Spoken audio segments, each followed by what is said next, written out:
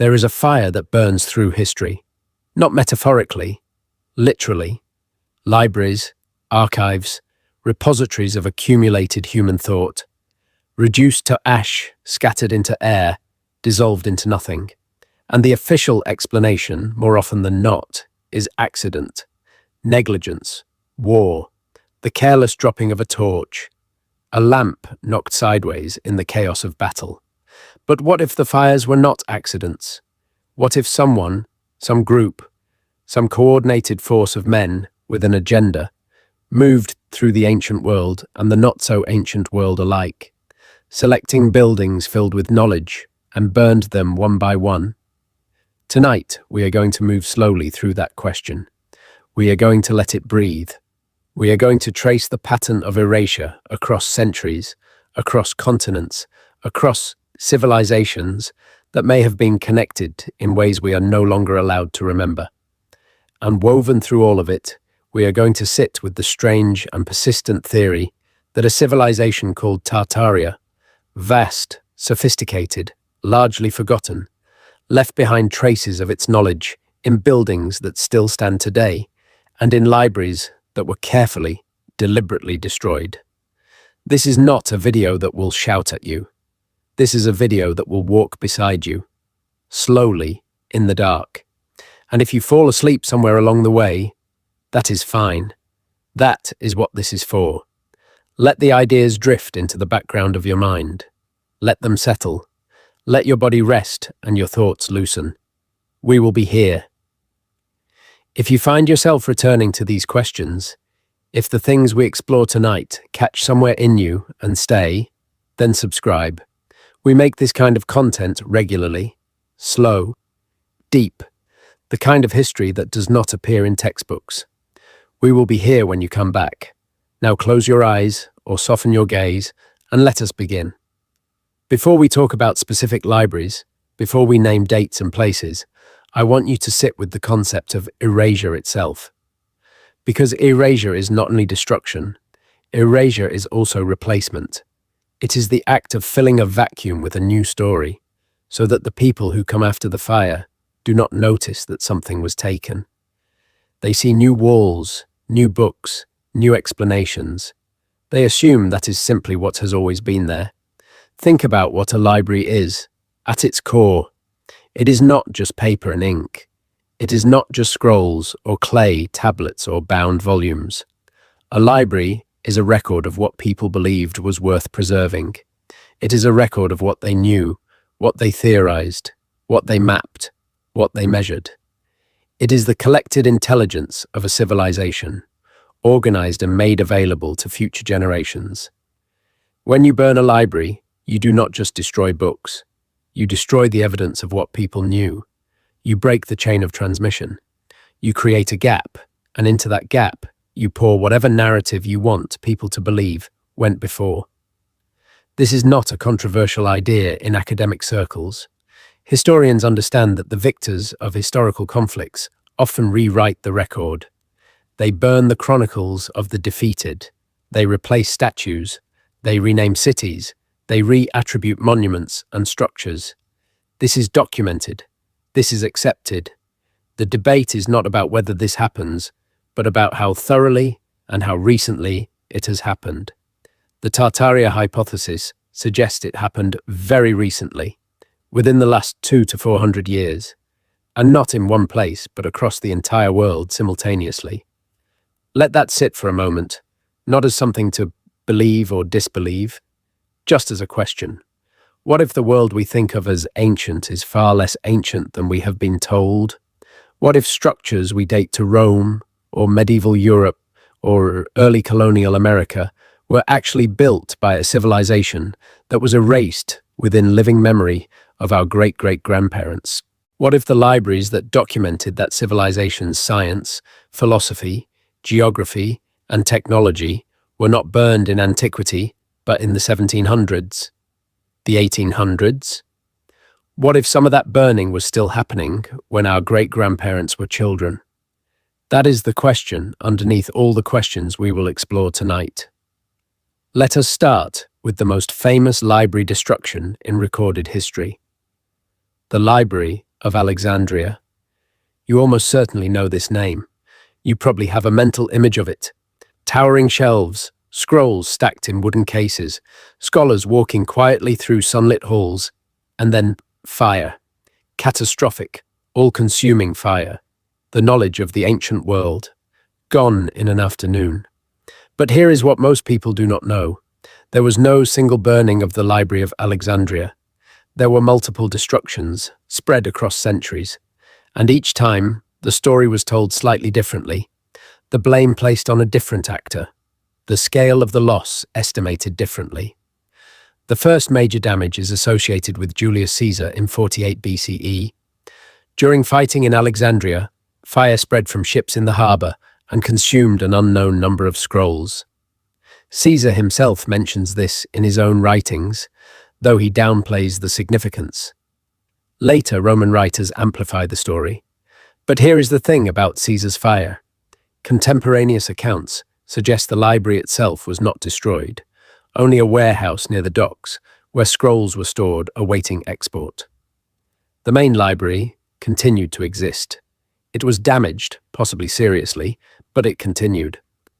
The second major disruption came under the Roman Emperor Aurelian in 270 to 275 CE, when he suppressed a revolt in Alexandria and destroyed the Brucheion, the royal quarter of the city where the library was located.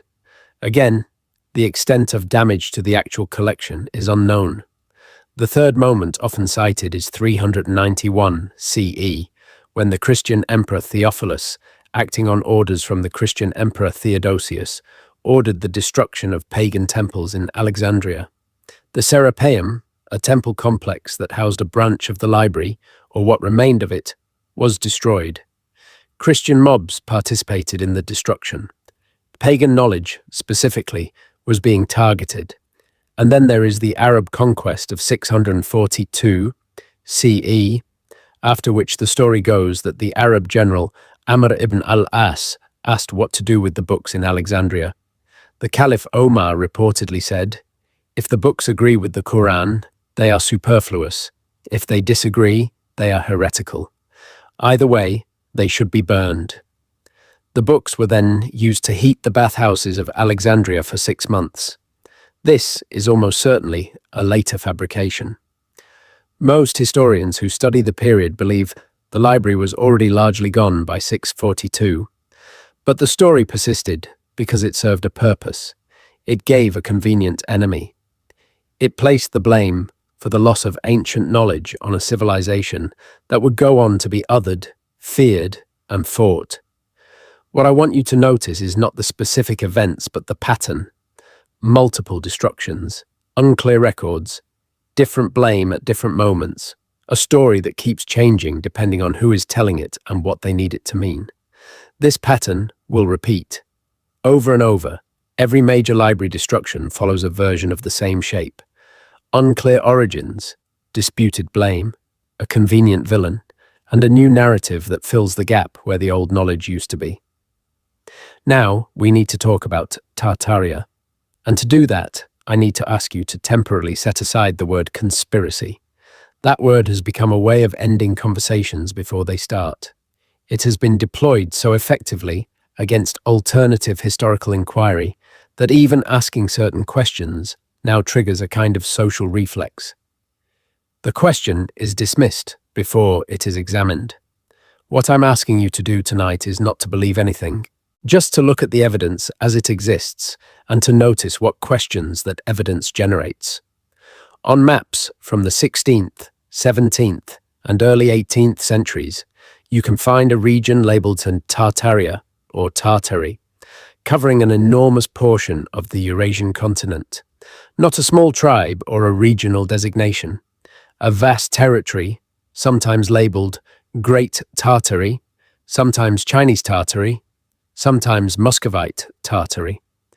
At its largest extent, Tartary appeared to encompass much of what is now Russia, Central Asia, China, and parts of the Middle East. These maps were made by serious cartographers. The Bleu family in Amsterdam, Matthias Seuter in Germany, Hermann Moll in England, John Speed, Nicholas Sanson. These were not fringe figures. They were the official map makers of empires, royal courts, trading companies.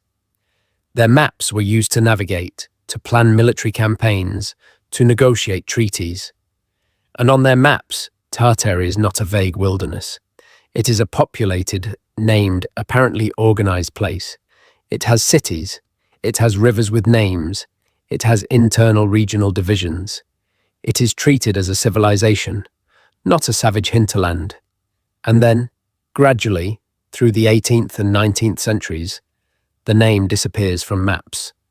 Not because cartography improved and revealed that Tartary was never real, but because the political and intellectual context changed. The Russian Empire expanded. The British Empire expanded. Central Asia was carved up and renamed. And Tartary, whatever it actually was absorbed, fragmented, renamed into the political geography that we recognize today. Here is what the Tartaria hypothesis adds to this documented cartographic history. It suggests that Tartaria was not just a geographic label for a collection of nomadic peoples, which is the standard academic explanation, but a connected civilization with advanced architecture, a sophisticated material culture, and a body of knowledge that was specifically targeted for destruction as the modern European powers consolidated their control over the world in the 18th and 19th centuries. The evidence offered in support of this hypothesis includes things you can go see right now if you have the time and resources. Buildings in cities across America, Europe, and Asia that appear to show a stylistic and structural unity that does not correspond to the official historical narratives of their construction. Orphan asylums, train stations, post offices, city halls built in the mid-19th century that seem too large, too ornate, too well made for the supposedly primitive industrial capacity of their stated construction dates. Structures with windows designed for people far taller than 19th century humans. Buildings with walls of extraordinary thickness. Foundations that go far deeper than the stated construction would require. The Tartaria hypothesis says these buildings were not built in the 19th century. They were inherited, they were cleaned up, repainted, given new plaques on the doors, and folded into the narrative of modern civilization as if they had just been constructed. And the libraries that documented the true history of these buildings and the civilization that created them, burned. Here is a fact that does not receive much attention in mainstream historical education. The 19th century, specifically the period between roughly 1800 and 1900, was a period of catastrophic loss for archives and libraries across the world. Not in one region, across the world. Let us walk through some of them slowly.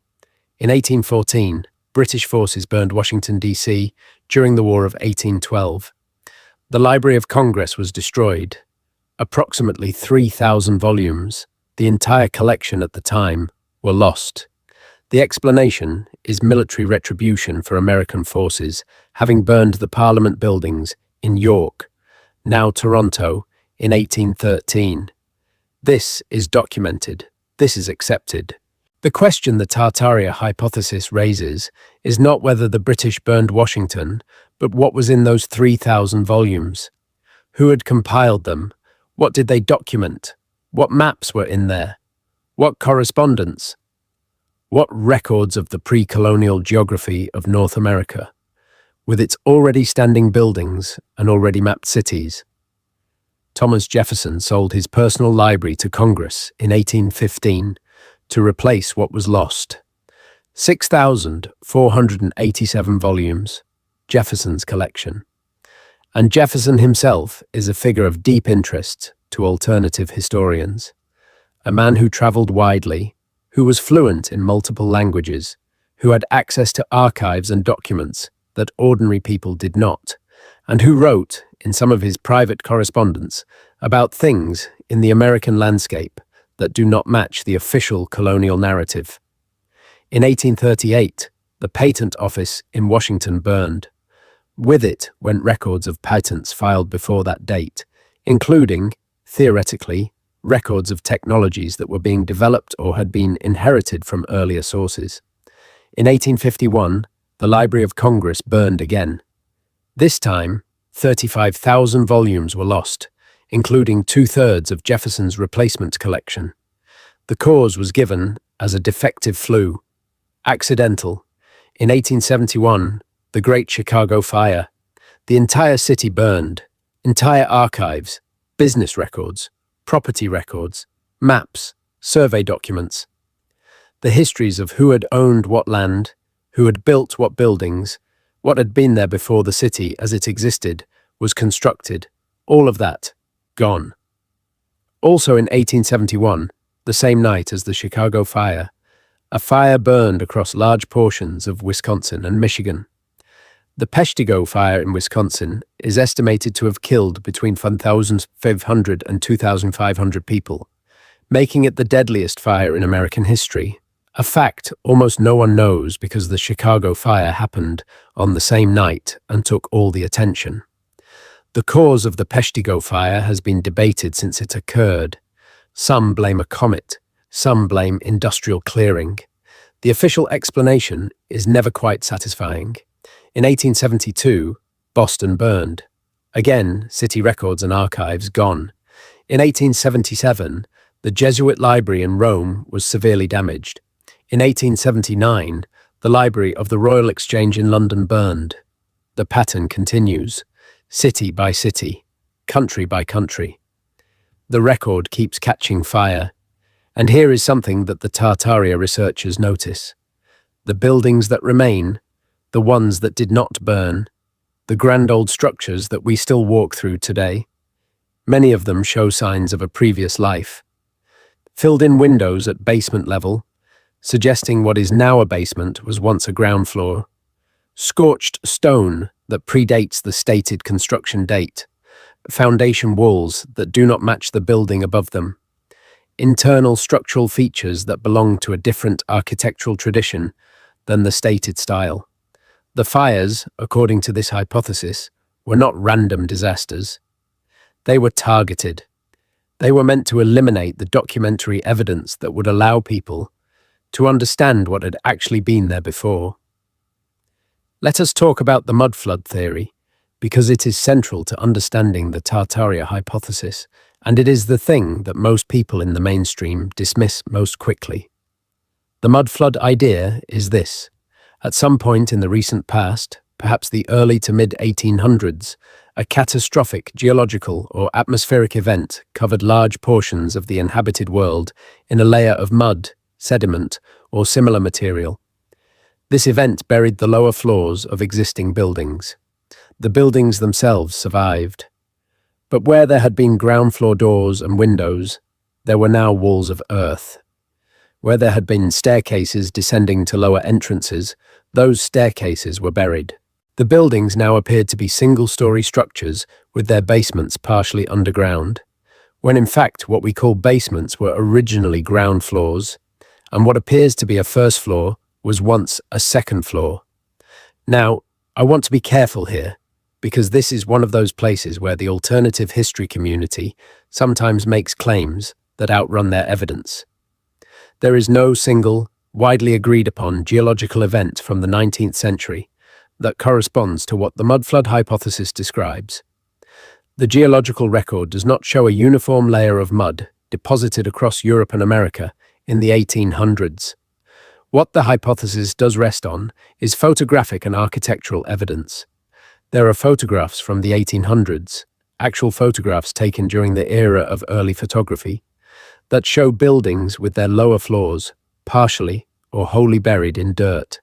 Not just dirty, buried.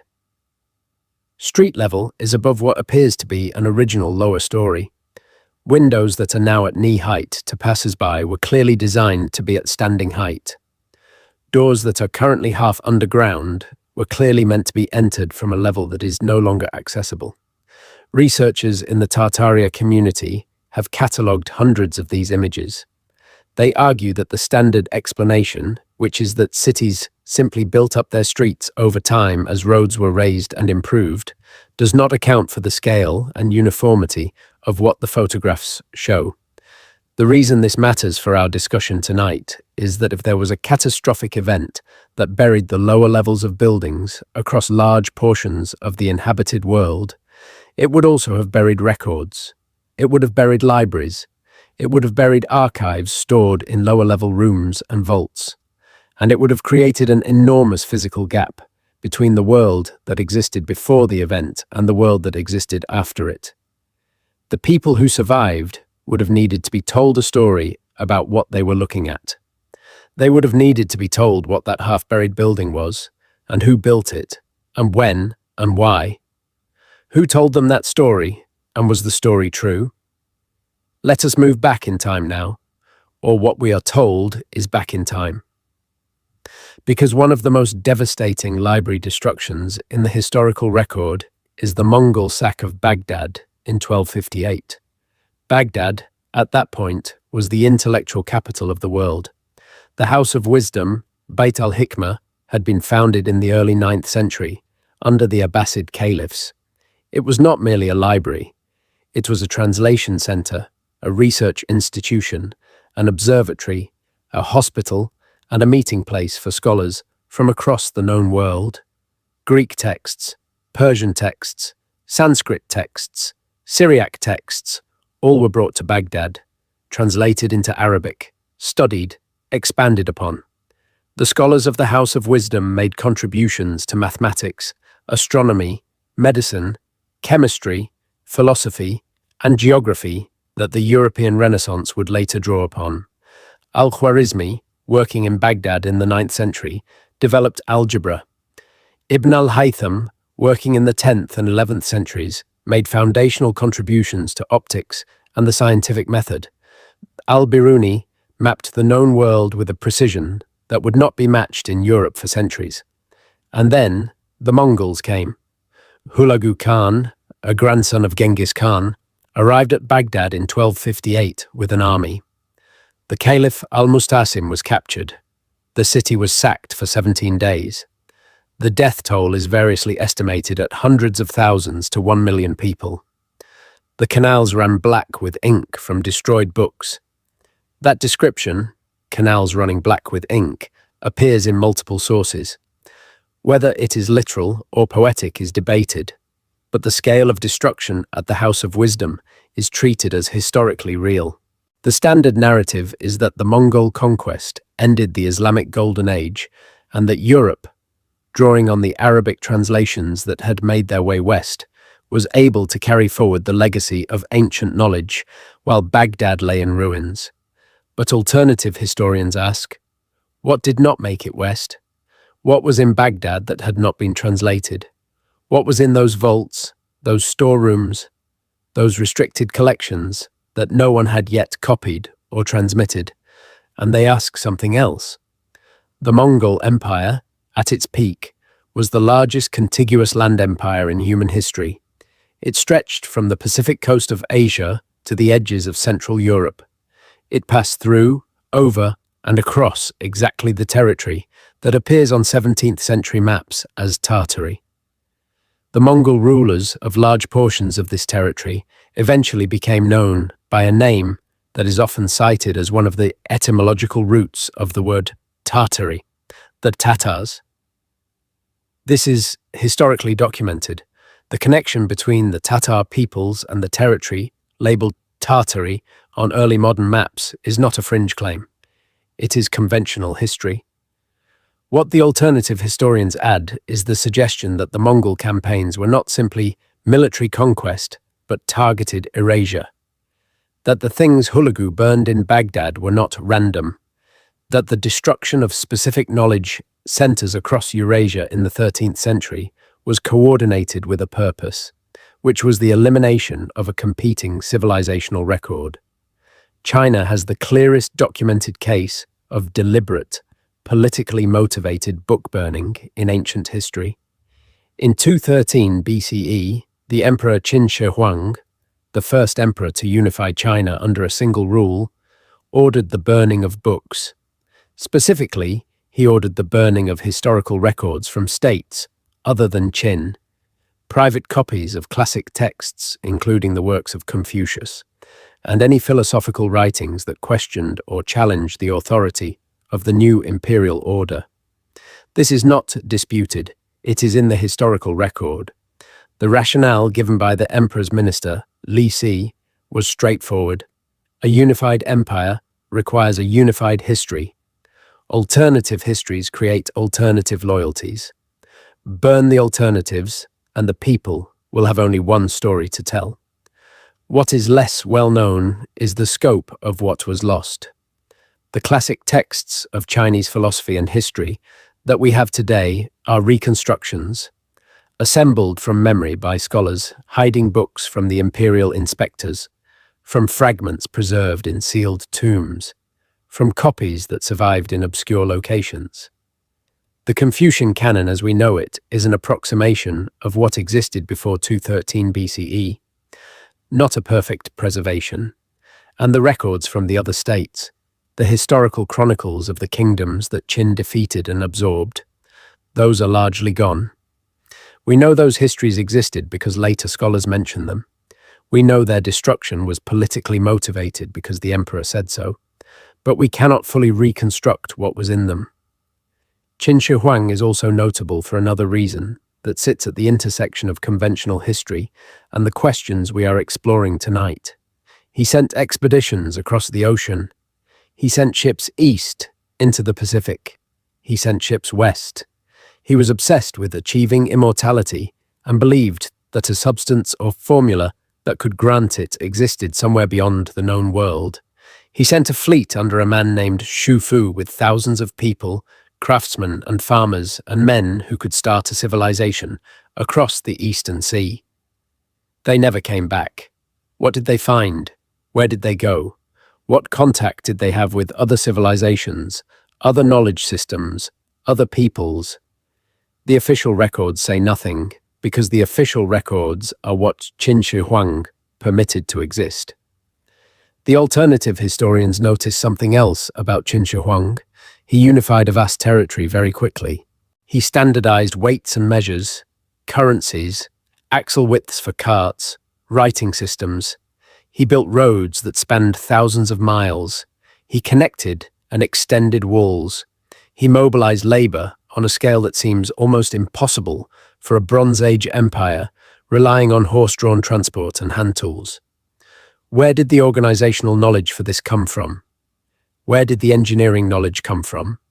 Was it developed freshly in the Qin kingdom, or was it inherited?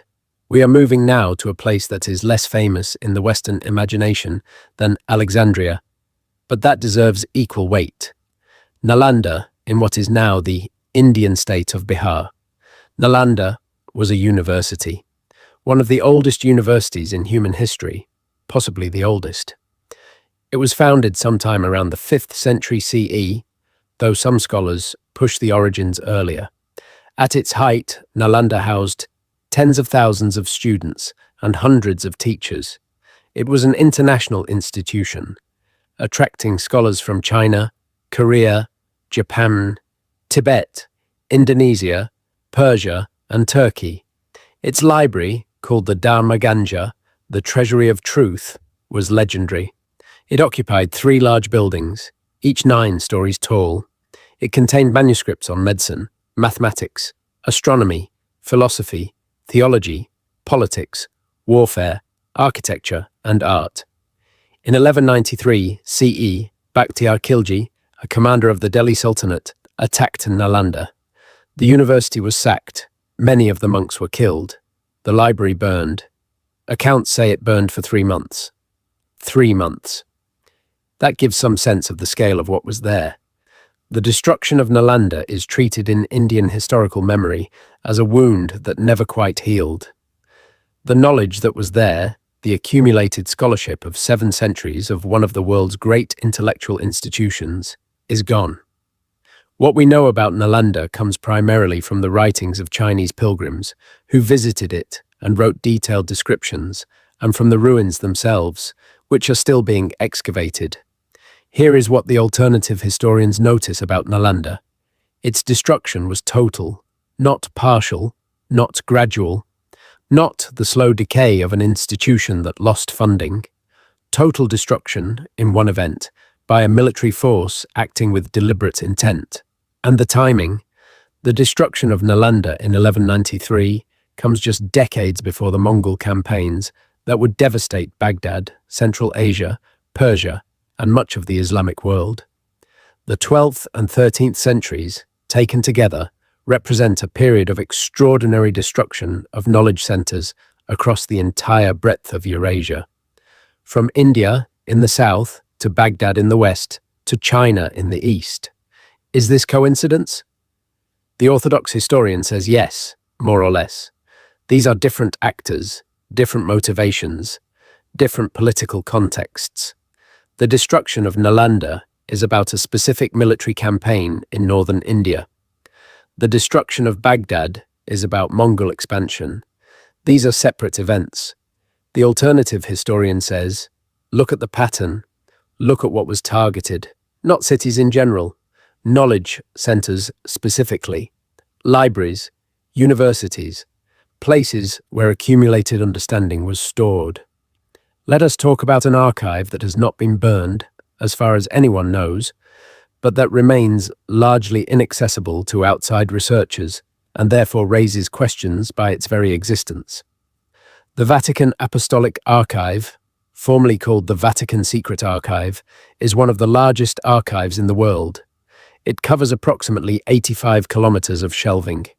It contains documents dating back to the 8th century CE and includes materials related to virtually every major political and religious event in the history of the Western world for over 1,000 years.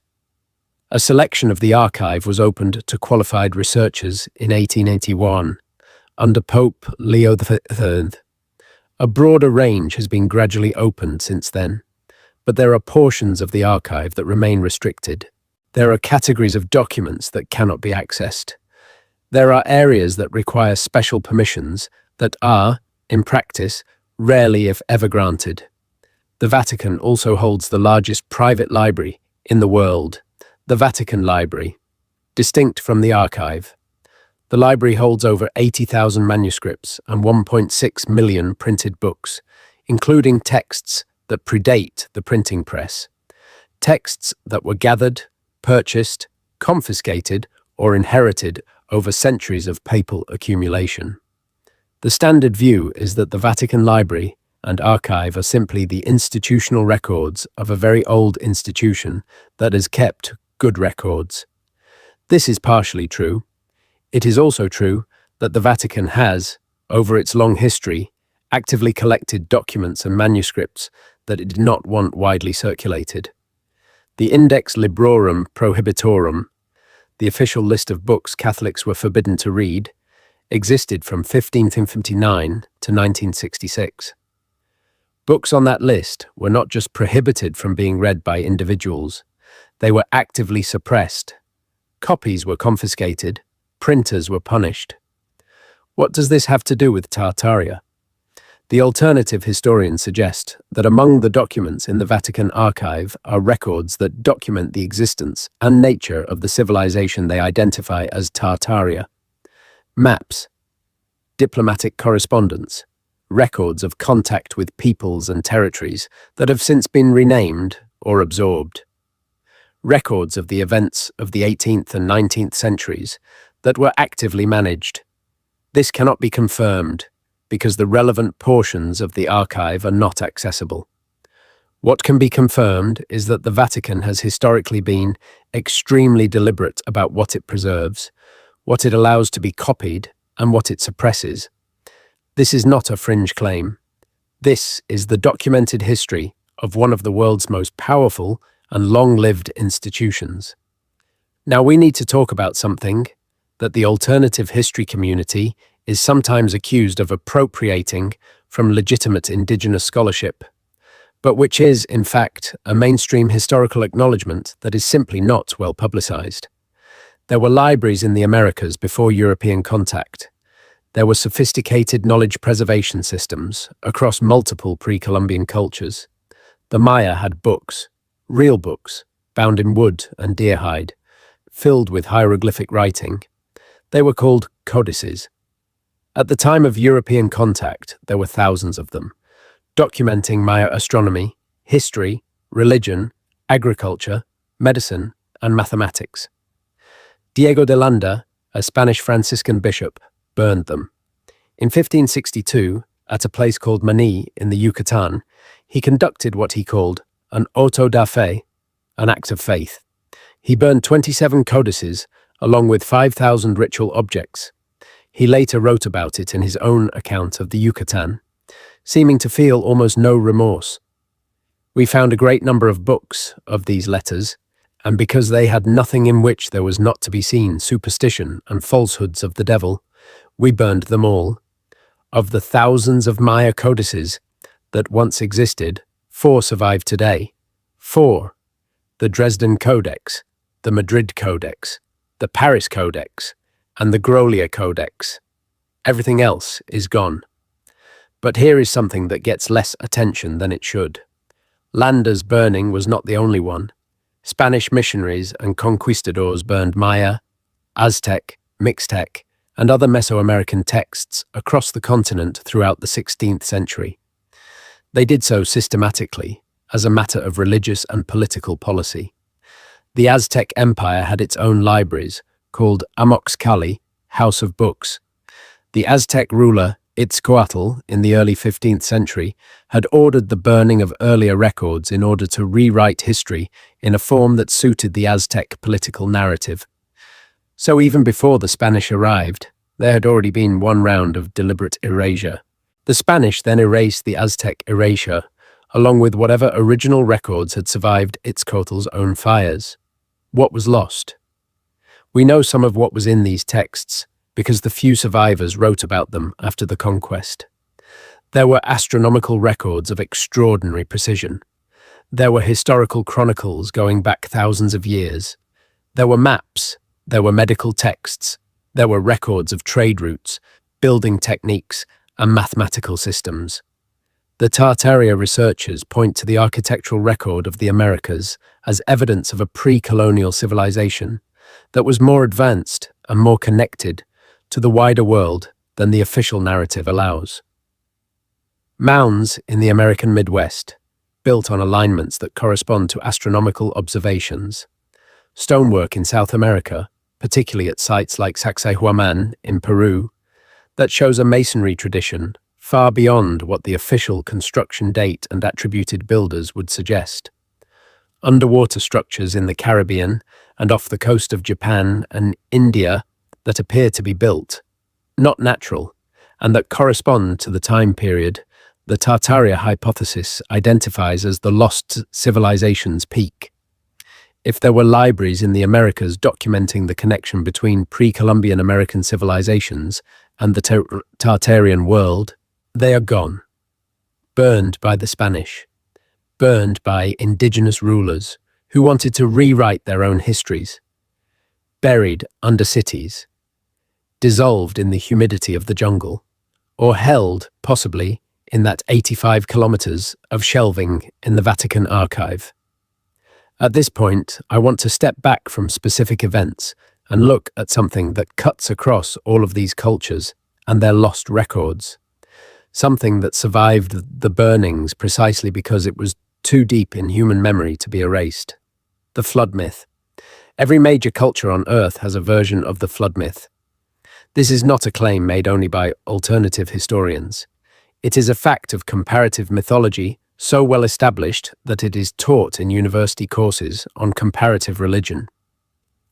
Mesopotamian cultures had the story of Utnapishtim, which scholars believe influenced the biblical story of Noah.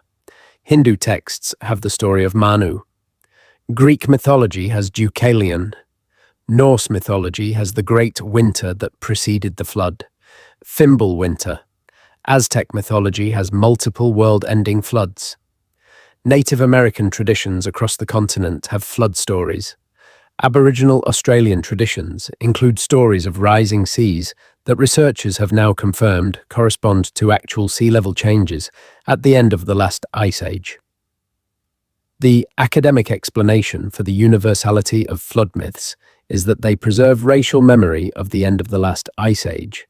when global sea levels rose by hundreds of feet over several thousand years, drowning coastal settlements and displacing populations worldwide. This is a reasonable explanation, and it may be correct. But the Tartaria hypothesis offers an additional layer. It says that some of these flood myths are not about the end of the last ice age, which was completed approximately 12,000 years ago. They are about a more recent event, a catastrophic event within the last 2,000 years, possibly within the last 500 years, an event that reset human civilization, not in prehistoric time, but in what we think of as recorded history. This is where the mud flood theory connects to the flood myths. If there was a catastrophic flooding or sedimentation event in the 18th or 19th century, it would have been experienced as a flood by the people living through it. It would have been interpreted through the existing framework of flood mythology. And the records of that event would have been among the first things that the new order of civilization, rising from the mud, would have wanted to erase, because those records would have told a story about what had existed before. The flood is not just a metaphor in the Tartaria hypothesis.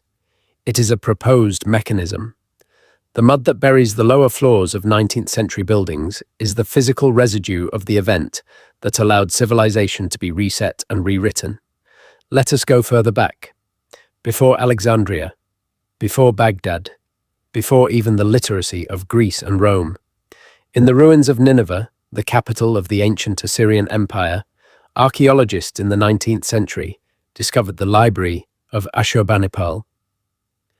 Ashurbanipal was a king of Assyria who reigned from approximately 669 to 631 BCE.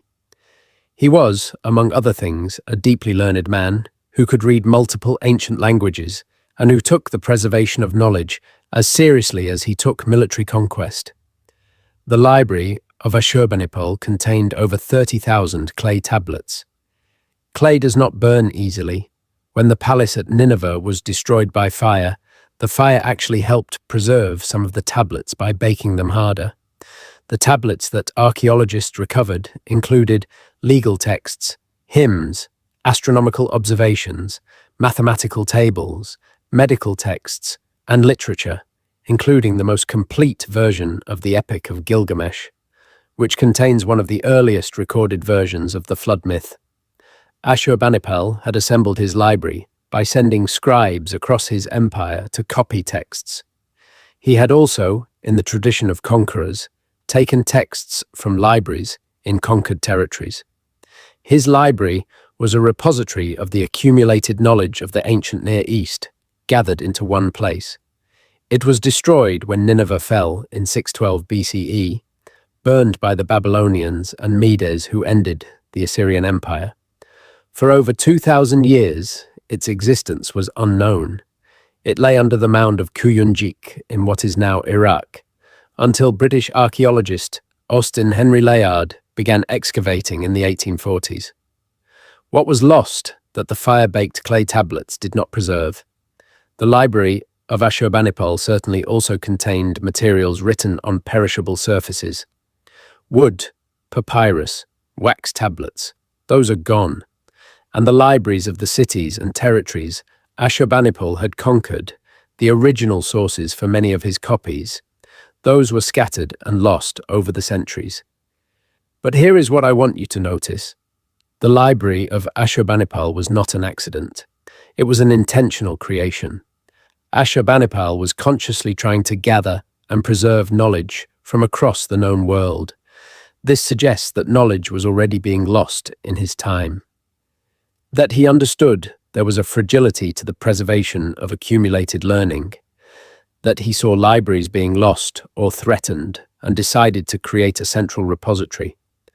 Why would a king in 650 BCE already be worried about the loss of ancient knowledge? What had already been lost before the library of Ashurbanipal was assembled? The honest answer is, we do not know, because the records of what came before Ashurbanipal are fragmentary. And the records of what he was trying to preserve from still earlier civilizations are gone. I want to return now to the architectural evidence that sits at the heart of the Tartaria hypothesis. Because this is where the theory has its most tangible and most interesting evidence base. Across the world, there are buildings that do not quite fit the stories we are told about them. In St. Petersburg, Russia, buildings described as having been constructed in the 18th and early 19th century show architectural details that seem to reflect a tradition older than the Baroque and neoclassical styles officially attributed to them.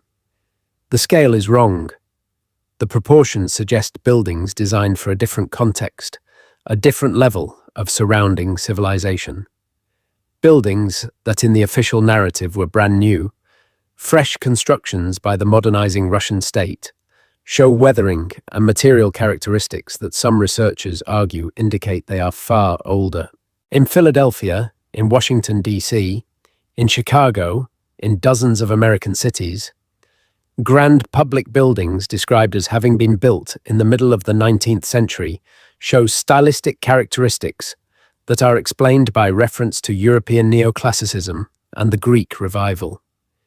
The official story is that American architects were self-consciously imitating ancient Greece and Rome.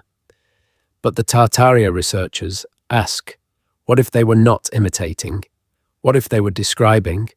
What if these buildings were already there, and the new civilization moved in, gave them new names, gave them new placards on the door, and called them new? The 1893 World's Columbian Exposition in Chicago, also known as the White City, is a particularly interesting example. It consisted of enormous, elaborate buildings constructed entirely for a single fair. The official narrative says these buildings were built in approximately 2 years, which would be an extraordinary achievement of engineering and logistics. They were then demolished after the fair ended, which makes them among the most expensive temporary structures ever built. The Tartaria researchers noticed several things about the White City photographs. The buildings show an architectural complexity that seems inconsistent with rapid temporary construction. The photographs show what appear to be foundation structures and underground levels that would be unnecessary for temporary fair buildings, and the decision to build and then immediately demolish structures of this scale and grandeur seems, to put it gently, strange. The alternative reading is that the White City buildings were not constructed for the 1893 fair. They were pre-existing structures that were repurposed for the fair, cleaned up, freshly painted, and presented as new construction. When the fair ended, they were not demolished. They were returned to their previous state or abandoned. This reading would explain something else about the White City that conventional history finds puzzling: the speed with which it was constructed. If you are not building from scratch but from an existing structure, 2 years is not so impossible. And what had those buildings been before the fair? According to the Tartaria hypothesis, they had been part of the Tartarian urban landscape of North America, the civilization whose records were carefully being erased. We have been moving through history, and I want to make a stop in the present, or the near present, because library destruction did not end with the 19th century. It has continued, and some of its recent instances are as extraordinary as anything that came before. In 2003, when American and coalition forces invaded Iraq, one of the earliest casualties was the National Library and Archive of Iraq in Baghdad. It was looted. Ancient manuscripts, some of them among the oldest in existence, were stolen. Documents from the Ottoman period, from the Abbasid Caliphate, from the early Islamic era were taken or destroyed. The building was set on fire. The timing was striking to many observers. The invasion of Iraq, whose ancient territories include the lands of Mesopotamia, where the earliest human writing was developed, was accompanied almost immediately by the destruction of the institutions that preserved the records of that heritage. In 2013, the Ahmed Baba Institute in Timbuktu, Mali, was partially destroyed by Islamist militants. Timbuktu was, in the medieval period, one of the great centers of Islamic scholarship. Its libraries held hundreds of thousands of manuscripts from the 13th through the 17th centuries, covering every field of human knowledge as it was understood at that time. Some of those manuscripts were smuggled out before the militants arrived. Others were not. In 2015, the Library of Mosul in Iraq was destroyed by forces of the Islamic State. Tens of thousands of books, manuscripts, and maps were burned. The Islamic State released video of the destruction. Some of what was in that library had survived every previous catastrophe in the region's history. It had survived the Mongols. It had survived the Ottoman period. It had survived the British colonial era. And it was burned in 2015. These modern destructions follow the same pattern as the ancient ones. A conquering or occupying force arrives. Among the first things to be destroyed are the places where knowledge is kept. The explanation given is always ideological, theological, military. But the effect is always the same. The record is broken. What was known cannot be verified. The story has to be reconstructed from what survives, which is what the destroyers permit to survive. I want to shift our perspective now, literally. I want to look up. Across ancient cultures, the stars were not just decoration. They were a record, an astronomical record, certainly, but also a cultural one. The names given to stars and constellations encoded history. They encoded geography. They encoded mythology that was itself a form of history, a way of preserving events and ideas in a form so deeply embedded in the culture that it could not be easily erased. The ancient Greeks gave names to constellations that corresponded to their myths. The Norse embedded their cosmology in the stars.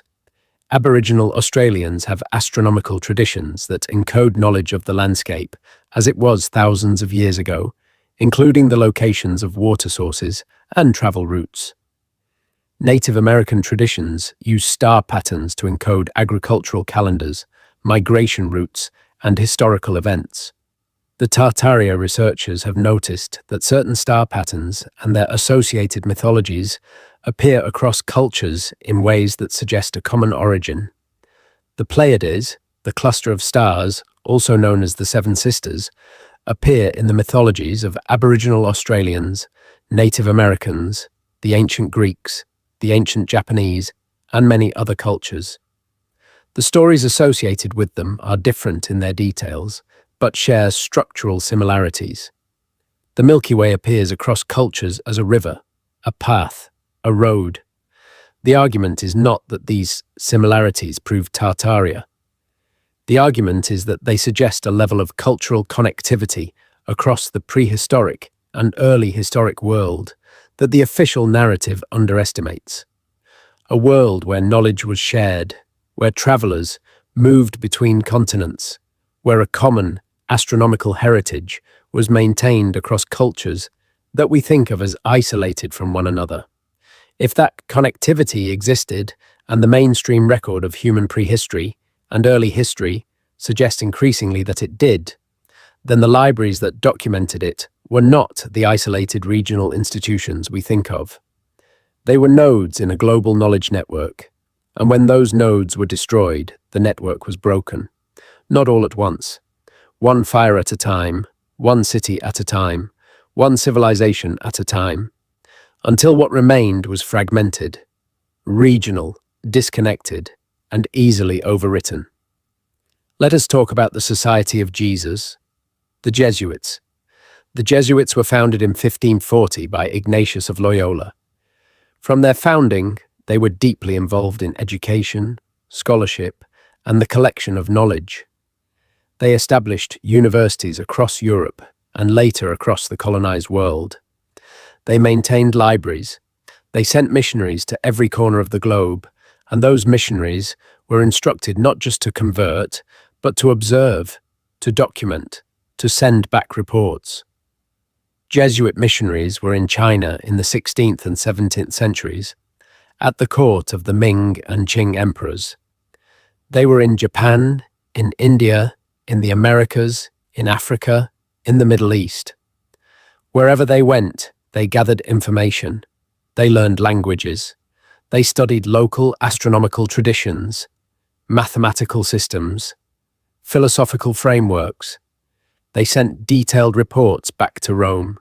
The accumulated correspondence and documentation of the Jesuit global mission, covering roughly 3 centuries and every inhabited region of the world, is one of the largest anthropological and geographical archives in human history. Much of it is in the Vatican archive. Much of it remains undigitized, untranslated, unanalyzed. What is in that correspondence? What did the Jesuit missionaries find when they traveled to territories that had been part of what the Tartaria hypothesis identifies as the old civilization? What did they document about buildings they found that didn't match the histories they had been taught? What did they report about local traditions that preserved memory of a different world? We don't fully know, because the archive is not fully open. But here is what we do know. The Jesuits were suppressed in 1773 by Pope Clement XIV. The Society of Jesus was dissolved. Jesuit institutions were closed. Their property was confiscated. And their archives, their extensive, carefully organized, globally gathered archives, were absorbed into other collections, some of them accessible, some of them not. The suppression of the Jesuits in 1773 happened right at the beginning of the period that the Tartaria hypothesis identifies as the Great Reset, the period when the old world was being erased and the new one was being written. The timing is, at minimum, interesting. Why suppress the one institution that had spent 2 centuries systematically documenting the world as it actually was?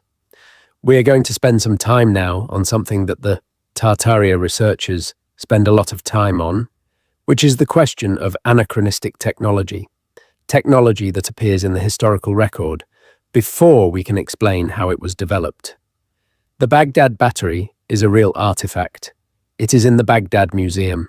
It consists of a ceramic pot, a copper cylinder, an iron rod, and some residue that may be an acidic substance. When assembled with an acidic electrolyte, it produces a small electrical current. It dates to somewhere between 250 BCE and 640 CE, a range that places it either in the Parthian or Sasanian period of what is now Iraq. No one knows what it was used for. The standard academic explanation is that it was used for electroplating, a gold plating process. This is possible. It is also possible it was used for something else, something we have lost the documentation for. The Antikythera mechanism is a real artifact. It was found in 1901 in a shipwreck off the Greek island of Antikythera. It dates to approximately 87 BCE. It is a mechanical computer. It uses a system of more than 30 interlocking bronze gears to model the movements of the sun and moon, predict eclipses, and track astronomical cycles.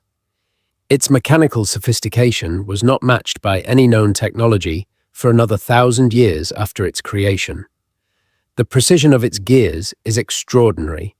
It required metalworking capabilities that we did not previously attribute to ancient Greece. The Roman dodecahedra are a series of small, hollow bronze objects with 12 flat faces, each face with a hole of a different size. They appear across the territory of the former Roman Empire, dated to the 2nd and 3rd centuries CE. There are over 100 known examples. No one knows what they were used for. There are no written descriptions of them in any Roman text. They are clearly manufactured with precision, and no one knows their purpose. The Nazca lines in Peru are real. They are massive geoglyphs drawn on the desert floor, visible in their full extent only from the air.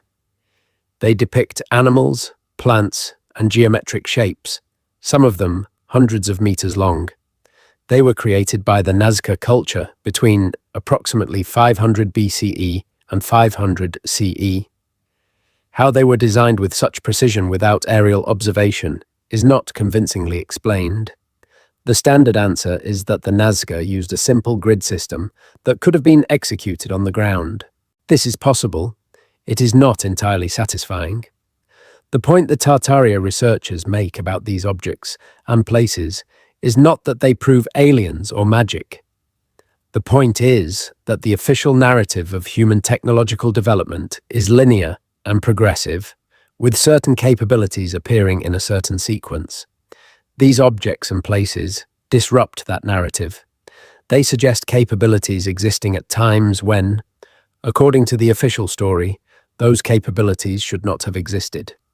The alternative explanation offered is that these capabilities were not independently invented but inherited, that they came from a civilization with a longer and more sophisticated technological tradition, a civilization whose records were subsequently destroyed, a civilization that was erased, leaving behind only the physical artifacts, stripped of their documentation and context. There is a field of mainstream linguistics called the study of language families. It is the documented finding that many of the world's languages share common ancestors. The Indo-European language family, for example, includes Sanskrit, Persian, Greek, Latin, the Germanic languages, the Slavic languages, and many others. These languages share structural similarities and common vocabulary that indicate they all descended from a single ancestral language spoken in a proto-historical period. The mainstream timeline places the common ancestor of the Indo-European languages, called Proto-Indo-European, at roughly 4,500 to 2,500 BCE. The speakers of this original language are hypothesized to have lived somewhere on the Eurasian steppe and to have spread outward over several thousand years, carrying their language and their culture with them. The Tartaria researchers do not dispute this, but they add a layer. They note that certain linguistic features, certain words and structures, appear across language families that are not supposed to be related. Words for specific technologies, words for specific astronomical concepts, words that imply a shared cultural context across groups that the mainstream narrative treats as having been isolated from one another. Some of this is explained by linguistic borrowing, the natural process by which languages in contact adopt words from each other. Some of it is explained by coincidence. Some of it, the researchers argue, is better explained by a common origin in a civilization that was widely distributed before the period when mainstream history begins tracking human development. The destruction of libraries matters here because languages do not preserve themselves automatically. Languages are preserved through use, through literature, through the teaching of reading and writing across generations. When a library burns, it is not only the content of the books that is lost, it is the linguistic tradition that produced them. It is the script, the grammar, the specialized vocabulary that existed in those books and nowhere else. Many ancient languages are dead today. We can sometimes read them, imperfectly, with great scholarly effort, but we cannot speak them. We cannot think in them. The full range of their expressive capability, the nuances they could capture that modern languages cannot, is gone. Burned. With the libraries, we have talked about maps already in the context of Tartary appearing and then disappearing from European cartography. But I want to go deeper into what maps actually are and what their manipulation means. A map is not just a representation of physical geography. A map is a political statement. A map claims. It says, this territory exists. This territory is organized this way. This territory is called this name. This territory belongs to this entity. When you control the maps, you control, to a significant extent, how people understand the world. You determine what is considered a real place and what is not. You determine what names are official and which are unofficial. You determine what is inside the borders of your civilization and what is outside. The Tartaria researchers have spent considerable effort analyzing old maps. Not just the ones that prominently label Tartary, but the transitional maps. The maps from the late 18th and early 19th century, in which Tartary begins to fragment and disappear. What they find in those maps is interesting. The disappearance of Tartary is not a gradual, natural process of better information, replacing less accurate information. It is sudden, it is ideologically driven. The territory that was called Tartary is carved up, and the pieces are given new names that fit the expanding political framework of the Russian Empire and the British Empire. And as the political map changes, so do the histories. Books written in the 1700s that refer to Tartary as a real, organized civilization become, in the 1800s, books that are either updated to reflect the new political framework or become obscure, out of print, difficult to find. Libraries that held those older books were, in many cases, the same libraries that burned in the 19th century. Is this a direct causal relationship? Were those specific books specifically targeted? This is one of the places where the Tartaria hypothesis moves from evidence-based argument to inference.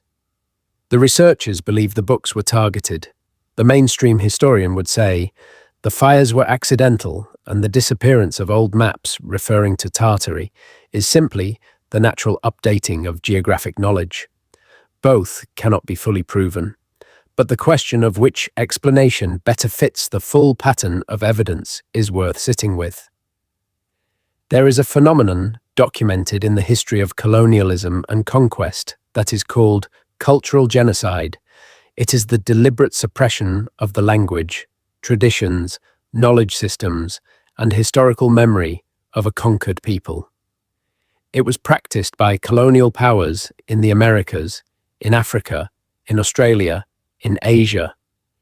Children were taken from their families and placed in schools where they were forbidden to speak their own languages, where they were taught a history that erased their own civilization's prior existence and replaced it with the narrative of the conquering culture. The residential school systems in Canada, the United States, and Australia are well-documented examples of this practice. The explicit goal, stated by the people who created these systems, was to eliminate Indigenous cultural identity through education, to break the chain of transmission, to ensure that the generation that went through the schools would not be able to pass their original knowledge to their children. The Tartaria hypothesis suggests something analogous but on a global scale. It suggests that in the aftermath of whatever event or series of events erased the old civilization, the people who inherited the world were systematically educated away from the knowledge of what had existed before. Not through residential schools necessarily, but through the control of the printed word, through the control of education, through the construction of a new historical narrative that was taught so consistently and so universally that within a few generations, almost no one remembered the alternative. The burned libraries were not just destroyed for the sake of destruction. They were destroyed because their contents would have allowed people to verify the alternative, to check the new story against the old one, to notice the discrepancies. Without the libraries, the new story could not be tested, and a story that cannot be tested is a story that, with enough enforcement, becomes truth. This is a section where I want to be particularly careful, because the claims here are more speculative than what we have been discussing, and they deserve to be presented with appropriate caution. Within the broader Tartaria community, there is a subset of researchers who connect the loss of Tartarian knowledge with the suppression of specific scientific principles. Specifically, principles related to the generation and transmission of energy. The connection is made through the figure of Nikola Tesla. Tesla, who died in 1943, spent the later decades of his life working on what he called the wireless transmission of power. His Wardenclyffe Tower project, funded initially by J.P. Morgan and then abandoned when Morgan withdrew funding in 1903, was intended to demonstrate the possibility of transmitting electrical power through the earth and atmosphere without wires.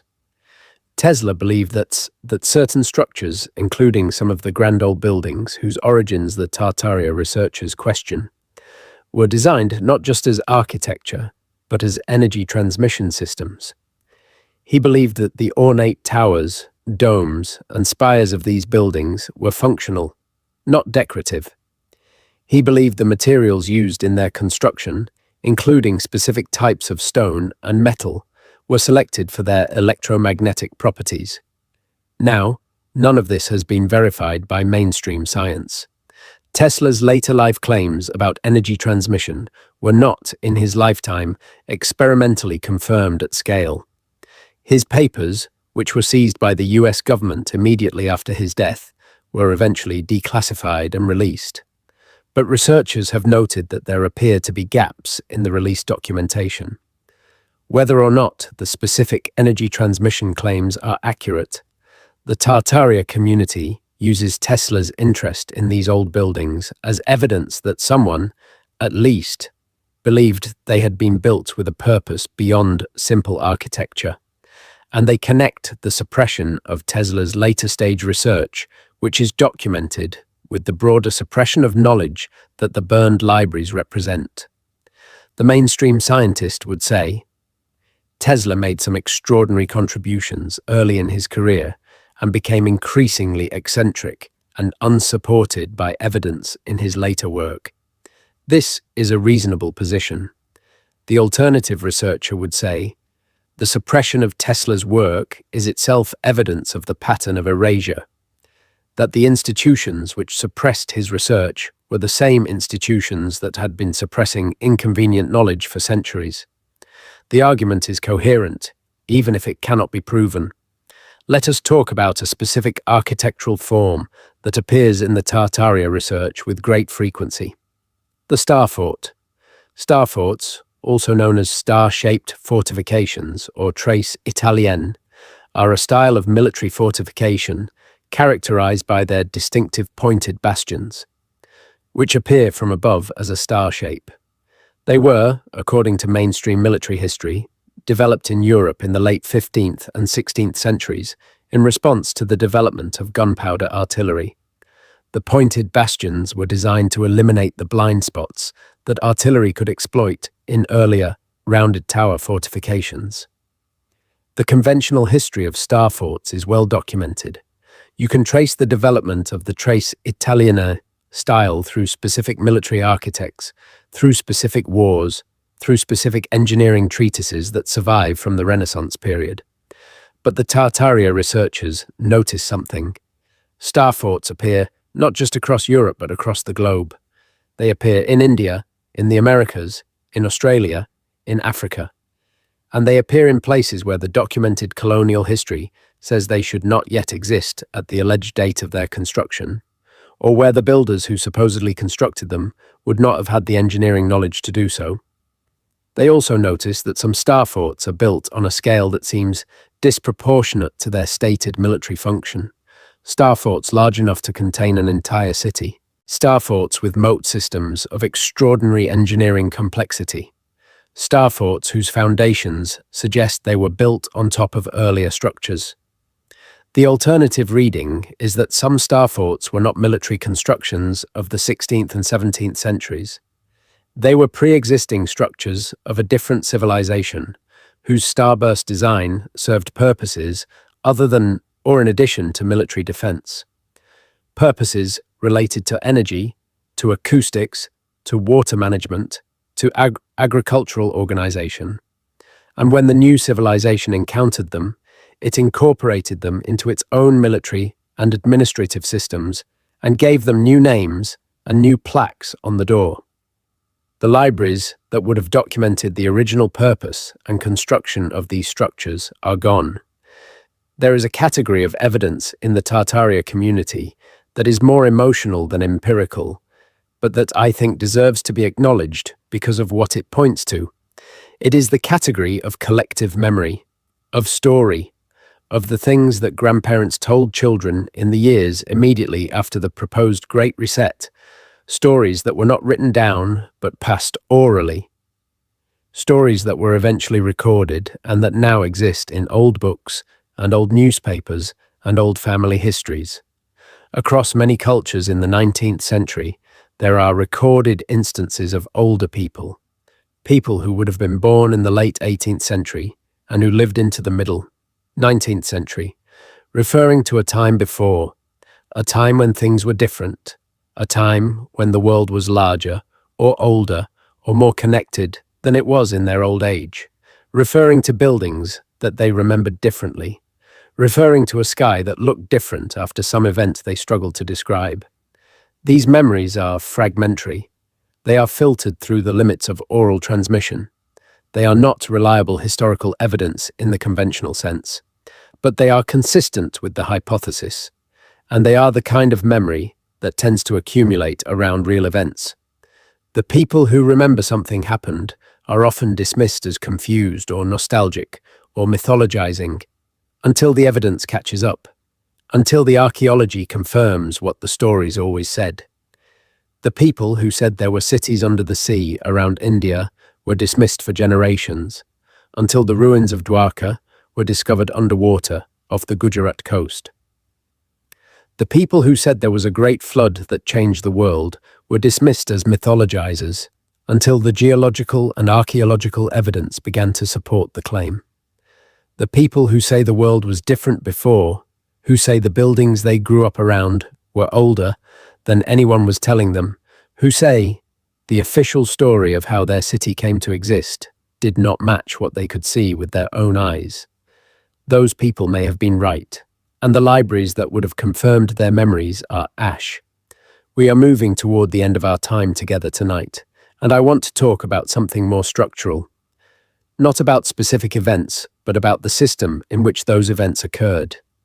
Every civilization that has ever existed has had what we might call narrative keepers.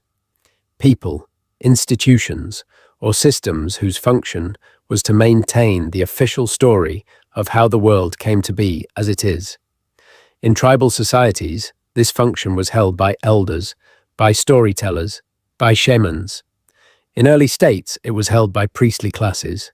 In more complex societies, by combinations of religious institutions, educational systems, publishing industries, and media. The function of narrative keepers is not inherently sinister. Societies need coherent histories. They need to be able to tell their children who they are and where they come from. They need shared myths and frameworks to maintain social cohesion. The preservation and transmission of a cultural narrative is one of the legitimate functions of any society's institutions. But narrative keepers also, almost universally, have a tendency to become narrative enforcers, to move from preserving the story to defending it, to move from maintaining the record to suppressing alternatives to the record. This is documented in every culture's history. The Chinese emperor who burned books is an extreme example. The Catholic Church's Index of Forbidden Books is another. The Soviet Union's rewriting of history, with its systematic erasure of specific figures from photographs and records, is a 20th century example. The suppression of indigenous histories by colonial educational systems is another. This is not a conspiracy. It is a predictable institutional behavior. Institutions preserve themselves by preserving the stories that justify their existence. When a new piece of evidence threatens to undermine that story, institutions do not, as a rule, immediately update the story. They resist. They explain the evidence away. They dismiss the people bringing the evidence. They control access to the archives that would allow the evidence to be fully examined. The Tartaria hypothesis is, at its core, a hypothesis about what happens when this institutional behavior operates at a global scale for several centuries. What does the world look like when every major knowledge-keeping institution in every major civilization is, to varying degrees, invested in the same official narrative? When the same story is being taught in universities in London and Moscow and Beijing and Washington and Cairo, it looks like what we have, a world where certain questions are academic and certain questions are fringe. A world where certain archives are accessible and certain archives are not. A world where certain buildings are old and certain buildings are very old, and the line between those categories is drawn by institutions rather than by direct physical evidence. There is a reason why books were burned and not simply hidden. Hiding creates the possibility of rediscovery. Burning eliminates it, or tries to. Because even burning is not entirely effective. Books survive. They survive in unexpected places, in walls where they were plastered over during renovations, in the lining of other books where bookbinders used waste paper as padding, in archaeological sites where clay tablets baked by fire are now harder and more permanent than they would have been, in the collections of private individuals who did not know what they had, in libraries, in remote places that the burners did not know existed or did not consider worth travelling to. And ideas survive even better than books. Once an idea has been expressed and received, it enters the mind. And from the mind, it can be re-expressed, rewritten, retransmitted. The people who carry ideas in their minds can be killed, which is why book burning is always accompanied by the persecution of scholars. But even then, ideas pass from person to person, in whispers, in coded language, in stories that seem to be about something else.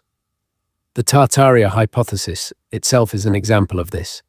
It exists largely because of anomalies, things that don't fit, buildings that are too old or too large or too well made, maps that show territories that were later erased, photographs that show buried floors and buried windows, oral traditions that persist despite the official narrative ignoring them. The library is burned, but the librarian remembers. Not everything, not perfectly, imperfectly, incompletely, fragmentarily, but enough to know that something was there, enough to tell the next generation, there was more before. We are not the beginning. We are not even close to the beginning. History is full of people who asked the wrong questions. Not wrong because they were foolish, but wrong because the questions threatened the narrative. Giordano Bruno was burned at the stake in 1600 for, among other things, suggesting that the stars were other suns and that other worlds might orbit them. He was also suspected of believing things about the divine that did not accord with church teaching. His books were placed on the index. He refused to recant. He burned. Galileo was placed under house arrest for the rest of his life for supporting the heliocentric model of the solar system. His books were banned. He was forced to publicly recant his findings. The story, famously, is that he muttered, "And yet it moves," after his recantation, acknowledging privately the truth he was forced to publicly deny. Immanuel Velikovsky published Worlds in Collision in 1950, a book arguing that Venus had originally been a comet ejected from Jupiter, that it had made close approaches to Earth in historical times, causing catastrophes recorded in myth, and that the official timeline of ancient history was wrong. The mainstream scientific response was not simply to critique his arguments, which would have been legitimate and appropriate. It was to pressure his publisher to drop the book, to organize a boycott of the publisher's scientific textbooks, and to attempt to prevent him from speaking at universities. His work was dismissed not because it was disproven, but because it was inconvenient. These are documented cases. The persecution of people who asked inconvenient questions is not a feature only of medieval or ancient societies. It operates in supposedly open and scientific modern societies as well. The methods are more sophisticated, more social and economic than physical, but the function is the same: to discourage inquiry that threatens the official narrative. The researchers who work on Tartaria, on the mud flood, on the lost civilization hypothesis, are not burning at the stake, but they are dismissed, marginalized, denied academic positions, denied access to archives. The social cost of asking these questions is real, which means the social cost of not asking them is real too. What are we afraid of finding in the answer? There is one more piece of evidence I want to bring before we begin our closing meditation. It comes from cartography, and it is not from the Tartaria community. It is from mainstream historical scholarship, though it leads very naturally into the kinds of questions the Tartaria researchers are asking. In 1929, An old map was found in Constantinople, in the former imperial palace. It was made in 1513 by an Ottoman admiral named Piri Reis.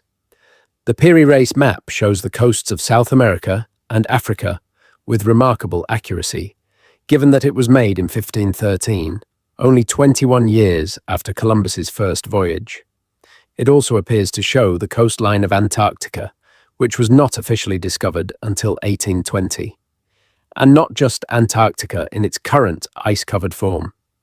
The coastline on the Piri Reis map corresponds to the coastline of Antarctica under the ice, the actual rock coast that lies beneath the ice sheet, which was not accurately mapped until the 1950s using sonar. Piri Reis wrote in the margins of his map that he had compiled it from older maps he had access to in Constantinople, maps that predate European exploration of the southern hemisphere. Where did those older maps come from? Who had explored the coastline of Antarctica, which under the Piri Reis map's apparent depiction would have required sailing there before the continent was covered in ice? Which places the original survey in a period before the end of the last ice age or during a warmer interlude? Mainstream historians have debated the Piri Reis map for decades. The conventional explanation is that the apparent accuracy of the Antarctic coastline is a coincidence, that the projections used in the map happen to produce a southern landmass that looks like Antarctica but is not intended to represent it accurately. This is a possible explanation. The alternative explanation, offered not by the Tartaria community, but by scholars like Charles Hapgood in his 1966 book, Maps of the Ancient Sea Kings, is that the Piri Reis map preserves copies of maps made by a civilization capable of global navigation before the period of recorded history. A civilization sophisticated enough to map the world, including its polar regions, before the ice covered them. If such a civilization existed, it would have had libraries, it would have had archives, it would have had accumulated knowledge of navigation, astronomy, cartography, and engineering. Where are those archives? What happened to them? Are they in the Vatican? Are they under the ice? Are they in the portion of the Jesuit correspondence that has not been released? Are they in the fragments of tradition preserved in the myths and stories of cultures across the world that we call mythology instead of history? Or are they ash? We are almost at the end of our journey tonight. I hope, if you are still listening, that you are comfortable, that your body is heavy and warm, and your mind is floating, somewhere between attention and rest. The questions we have explored tonight do not have clean answers. I have not told you that Tartaria was definitely real in the specific form its researchers describe. I have not told you that the library fires were definitely coordinated. I have not told you that the mud flood happened or that the grand old buildings of the 19th century were inherited rather than built. What I have tried to do is trace the pattern, to show you the shape of what is known and the shape of what is missing, to let you feel, in a quiet and unhurried way, the enormity of what might have been taken from us. Because even if only a fraction of the Tartaria hypothesis is correct, even if the official historical narrative is only partially wrong, the implication is staggering. It means that the story we tell ourselves about who we are and where we came from is incomplete at best. It means that there are chapters in the human story that have been torn out, and we are reading the remaining pages without knowing that the story is missing its middle. There is something deeply disorienting about that, and something, in a strange way, beautiful. Because if the story is incomplete, it means we do not yet know what we are. We do not yet know what our ancestors knew. We do not yet know what was built before us, what was understood before us, what was possible before us. We are standing at the beginning of an inquiry that could, if pursued honestly and rigorously, completely revise our understanding of human history. That inquiry is happening, not in mainstream institutions for the most part, but in the spaces between institutions, in the community of people who look at old photographs and notice the buried windows, who read old maps and notice the missing civilizations, who walk through old buildings and feel the wrongness of the official explanation, who ask the question that keeps being dismissed. What was here before? Let that question go with you into sleep tonight. Not anxiously, not with urgency, just let it sit somewhere in the back of your mind, beneath the surface of your dreams. Sometimes the best thinking happens when we stop trying to think.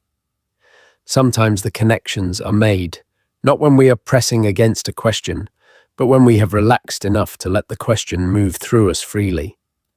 The fires burned, the libraries fell, the maps were redrawn. But something remains, in the buildings, in the stones, in the stars overhead, which remember everything whether anyone is watching or not, in the stories that people kept telling even after they were told to stop. Something remains, and we are still here to find it. I want to tell you, before we truly close for tonight, about a library that has not yet burned. A library that exists not in any building, but in the collective memory of humanity itself. Every person alive is a library. You carry in you the accumulated patterns of your ancestry, the stories you were told as a child, the dreams that visit you unbidden, the intuitions that arise before you have words for them.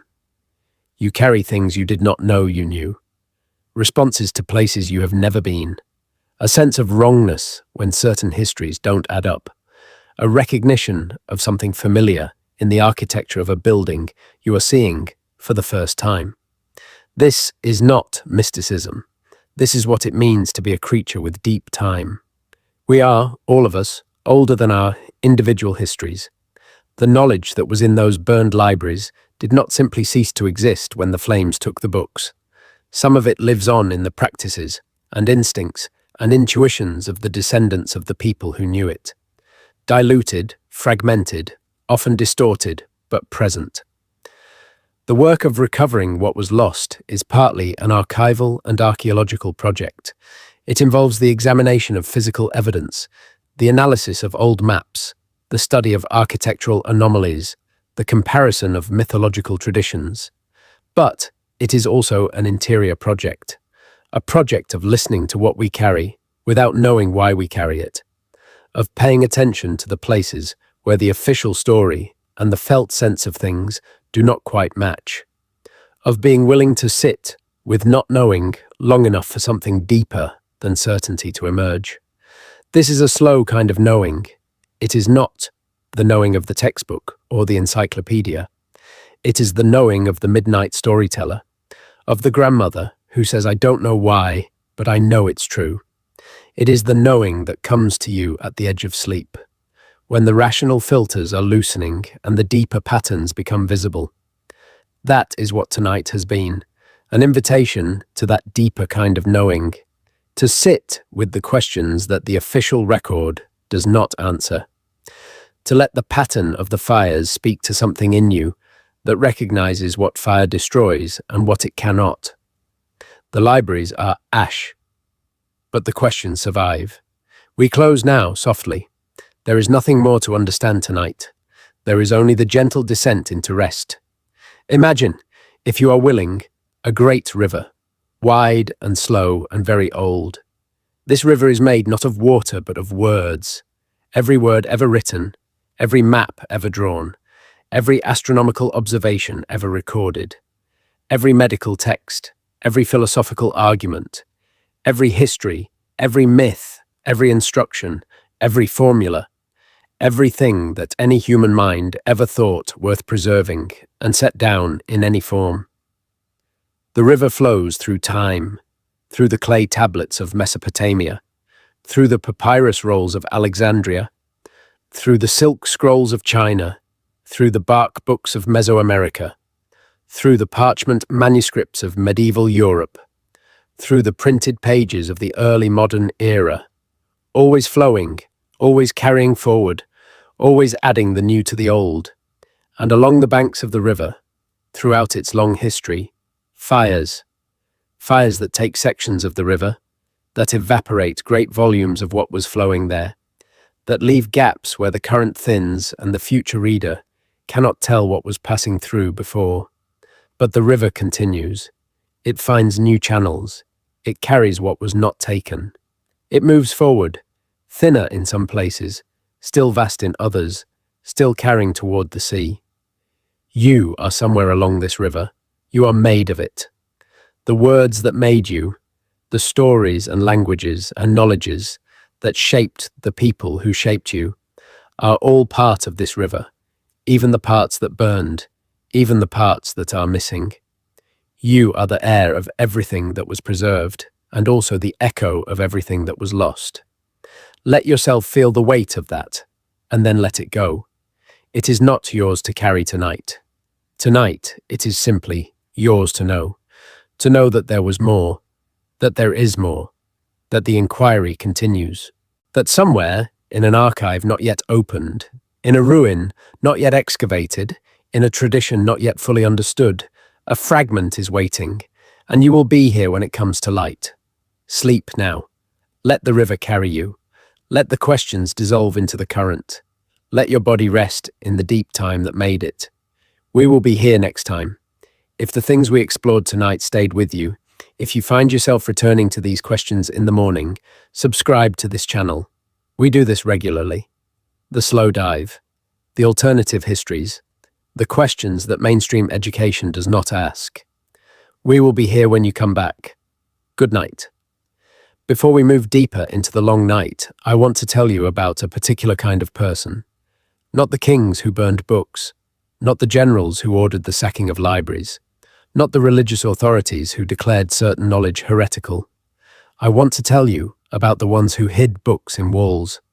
There is a documented phenomenon in the history of book preservation that scholars call hidden libraries or walled libraries. Across the ancient and medieval world, in moments of political or religious danger, people took books and sealed them away. They plastered them into walls. They buried them under floors. They walled them up behind false panels in the backs of cupboards. They put them in caves and sealed the caves. They put them in jars and buried the jars in desert sand. The Dead Sea Scrolls were books hidden in caves near the community of Qumran, somewhere around the 1st century CE, by people who feared the destruction of their tradition. They remained hidden for nearly 2,000 years. They were found accidentally in 1947 by a Bedouin shepherd. The Nag Hammadi library was a collection of Coptic texts buried in an earthenware jar in the Egyptian desert in approximately the 4th century CE. During the period when the Christian Church was actively suppressing Gnostic traditions and burning their texts. The jar was found in 1945, again accidentally, by a local farmer. The Dunhuang manuscripts were tens of thousands of documents sealed in a cave in the Mogao Caves complex in northwestern China, sometime in the early 11th century. They included texts in Chinese, Tibetan, Sanskrit, Sogdian, and other languages, covering Buddhism, Taoism, government, medicine, and mathematics. They sat sealed for approximately 900 years, until a wandering monk discovered the sealed chamber in 1900. In each case, someone made a deliberate decision to hide rather than destroy, to take what was most precious and seal it away, hoping that a future generation would find it, that the world would become safe again for the ideas the books contained. The Tartaria researchers ask, how many sealed libraries have not yet been found? In the foundations of buildings that were constructed over earlier structures, in the sub-basements of grand old city halls and post offices that date, officially, to the mid-19th century, in vaults beneath churches built on older foundations, in the unexplored depths of the archive collections that are still not fully digitized or catalogued. Every few years, a new discovery upends what we thought we knew. A sealed room in a monastery, a cache of documents in a decommissioned bank vault, an unexpected layer in an archaeological excavation that shows occupation far earlier than the official history of the site allows. The hidden libraries exist. We find them, one by one, across centuries. The question is whether they are random artifacts of individual preservation efforts, or whether they are part of a more deliberate and coordinated attempt to ensure that what was being burned could not be entirely destroyed. Were the archivists who hid these books connected to one another? Did they know that others were doing the same thing? Did they have a network, a tradition, a set of guidelines for what was most important to preserve and how to hide it? We do not know. The evidence for such a network is indirect, but the pattern of what was hidden and where and when suggests that the people doing the hiding were not acting randomly. They were making choices. They were prioritizing. They knew what they were trying to save. There is a story that appears across human cultures with striking regularity. A great city, advanced, prosperous, filled with knowledge and beauty, sinks beneath the water, suddenly, catastrophically, taking everything with it. The most famous version in the Western tradition is Atlantis, described by Plato in his dialogues Timaeus and Critias, written in approximately 360 BCE. Plato places Atlantis beyond the Pillars of Hercules in the Atlantic Ocean. He describes it as a great naval power that 9,000 years before his time attempted to conquer both Athens and Egypt, was defeated, and then, in a single day and night, sank beneath the sea. Mainstream scholarship treats Atlantis as a philosophical allegory invented by Plato to make points about hubris and ideal governance. This is a legitimate reading. It is also possible that Plato was drawing on genuine historical traditions about a real catastrophe, embellishing them for his own philosophical purposes, but not fabricating them from whole cloth. What gives weight to the second possibility is the existence of similar stories from cultures that had no contact with Plato or the Greek tradition. The Kumari Kandam tradition in Tamil literature describes a great subcontinent that once existed in the Indian Ocean and was swallowed by the sea. Tamil scholarly tradition places the origins of their civilization on this subcontinent, and the texts that documented this lost world, the records of the first and second Tamil Sangams, the great literary academies that existed on the lost land were described as having been swallowed with it. The Mu tradition, documented by James Churchward in the early 20th century, drawing on what he claimed were Indian and Tibetan sources, describes a lost Pacific civilization that was the mother culture of all others, destroyed by volcanic and seismic catastrophe and swallowed by the Pacific Ocean. Off the coast of India, in the Gulf of Campat, sonar surveys have found evidence of a submerged city. The remains are offshore and underwater and are estimated by some researchers to be approximately 9,500 years old, which would place them at the end of the last ice age, when sea levels in that area were substantially lower. The Indian government commissioned surveys in the early 2000s, but the research has not been fully funded or followed up. Off the coast of Japan, near Yonaguni Island, there are underwater formations that appear to show cut stone, terraced structures, and what may be staircases. Whether these are natural or artificial remains contested. The debate is genuine. The pattern in all of these cases is the same as the pattern we have been tracing all night. There is something there. The evidence is real. The anomaly is documented. And the full investigation is not funded, not prioritized, not followed up in the way it would be if the implications were not so threatening to the official story. Because if the sunken city traditions represent genuine historical memory of advanced civilizations that predate the official origin points of human civilization, then the timeline the official narrative rests on is wrong. Not just slightly wrong, fundamentally wrong. And if the timeline is wrong, everything built on that timeline, every claim about when certain technologies were developed, when certain societies achieved certain capabilities, when certain migrations happened, all of it needs to be reconsidered. That is a very large amount of institutional work to undo. It is also possible that it is true. Mainstream archaeology organizes human history into periods. The Stone Age, divided into Paleolithic, Mesolithic, and Neolithic phases. The Bronze Age, the Iron Age. These divisions are not arbitrary. They are based on the technological signature of different periods, the materials that human beings use to make their tools and structures. But the division implies a linearity that the physical evidence does not always support. It implies that humanity moved through these stages in a single direction, from simpler to more complex, from less sophisticated to more sophisticated.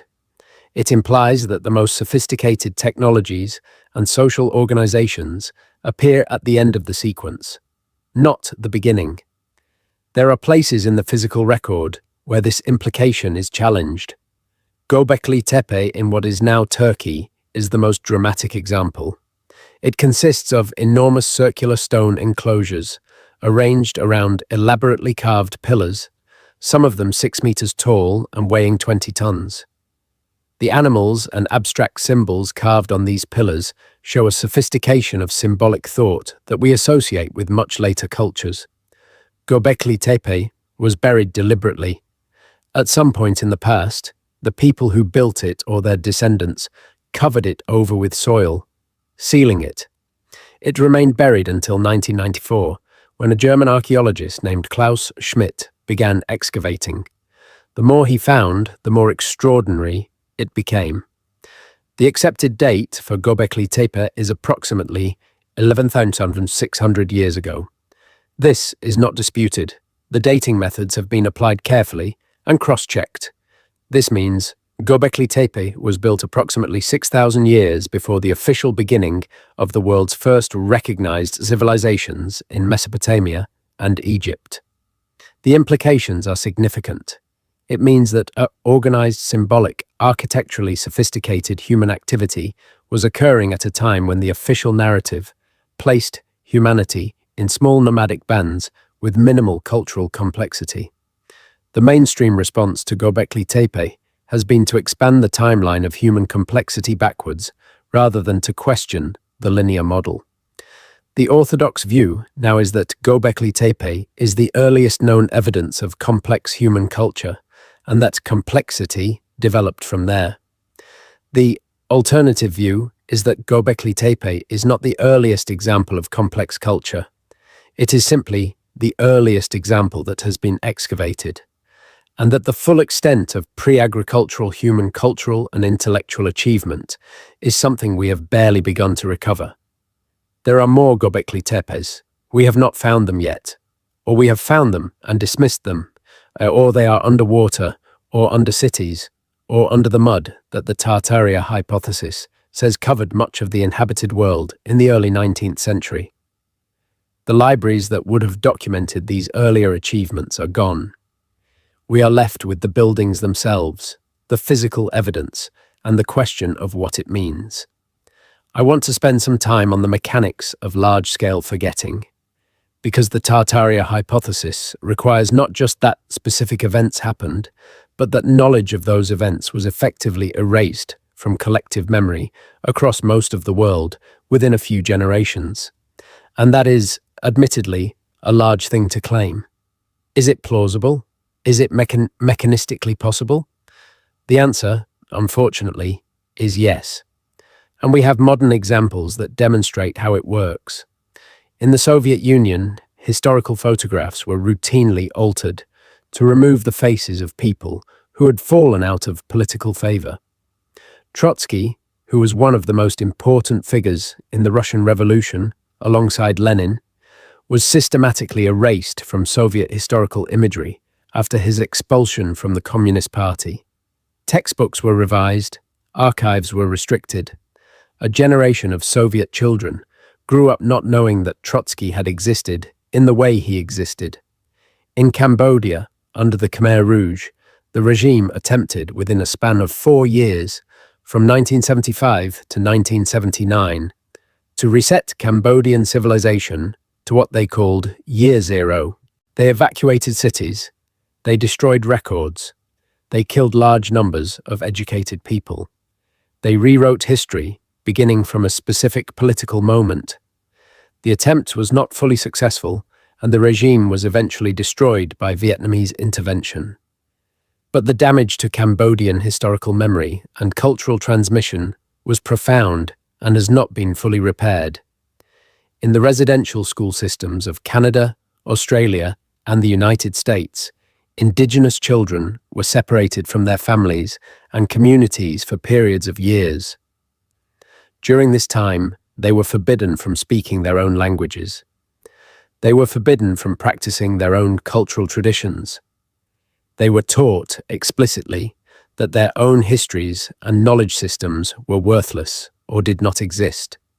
The people who went through these schools often found themselves, when they returned to their communities, unable to speak the language of their grandparents, unable to understand the ceremonies, cut off from a tradition that had been continuous for thousands of years, within one generation, deliberate and enforced. That is how fast cultural memory can be broken. Now scale this up. Imagine a situation where the disruption of cultural transmission is not carried out by a single national government against a specific minority group, but across multiple societies simultaneously, in the aftermath of a catastrophic event that had already killed large numbers of the people who held the old knowledge, that had destroyed the physical repositories of that knowledge, and that had created a vacuum of authority into which new institutions with new narratives could move. In that situation, how long would it take for the old world to become invisible? How long before the children born after the catastrophe could not imagine that the world had ever been different? 1 generation, maybe 2. The new world in the Tartaria hypothesis is not the Americas. It is the world that was created after the Great Reset. The world of the 19th century, organized around a narrative of human history that was carefully constructed, widely distributed through new printing technologies and new educational institutions, and taught to the generations born after the catastrophe as if it were simply the truth. The cartographers of this new world were not all cynical. Some of them believed in the narrative they were promulgating. They were themselves the children of the new world, educated in its institutions, trained in its methods. They made the best maps they could with the information they had access to. But the information they had access to was already filtered, already edited, already shaped by the people who had controlled the transition between the old world and the new. The libraries they consulted had already been purged. The archives they could access were already organized around the new narrative. They were not lying. They were simply working within a system that had already done the lying for them. This is an important distinction. The Tartaria hypothesis does not require a vast ongoing conspiracy of individually aware and malicious people. It requires only that, at a certain critical period, a small number of people with access to the mechanisms of cultural production made a series of decisions about what would be preserved, what would be destroyed, and what story would be told going forward. And that subsequent generations, inheriting those decisions, simply perpetuated them without necessarily knowing what had been decided or why. This is how institutions work, not through ongoing meetings where the conspiracy is reaffirmed, through the slow cultural inheritance of previous decisions, through the fact that the textbooks already exist, the archive organization already reflects previous choices, the curriculum already teaches what was decided generations ago, and changing it requires not just new information, but a willingness to acknowledge that the old information was shaped by something other than the pure pursuit of truth. That willingness is hard to generate inside an institution whose legitimacy depends on the official narrative being correct. In Aboriginal Australian tradition, there is a concept that is difficult to translate, but is often rendered in English as the dreaming or the dream time. It is not simply a creation myth, though it contains elements that function as creation narratives. It is a framework for understanding how the present world is connected to a primordial reality that exists alongside it and that continues to shape it.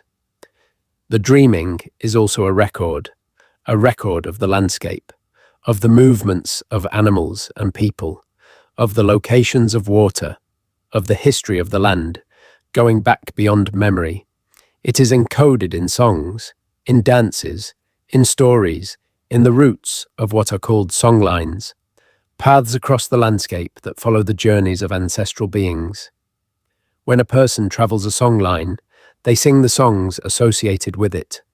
The songs describe features of the landscape, animals, plants, water sources, sacred sites. By singing the song, the person navigates. The song is the map. The map is the song. Western researchers who began studying songlines in the 20th century discovered something extraordinary. The songlines are accurate. The landscape features they describe, the water sources, the sacred sites, the roots, are real. And some of the features they describe correspond to the landscape as it was thousands of years ago, before sea levels rose, before the coast moved, before the landscape changed. The Aboriginal Australians preserved, in their oral tradition, accurate information about the geography of their land as it was at the end of the last ice age, encoded in songs that were sung across an unbroken chain of generations for over 10,000 years. This is not mythology, this is memory. It is a form of library that the fires could not reach, because it was never written down, because it was distributed across an entire people, rather than concentrated in a building, because it was embedded in song and dance and ceremony, rather than clay and papyrus and parchment.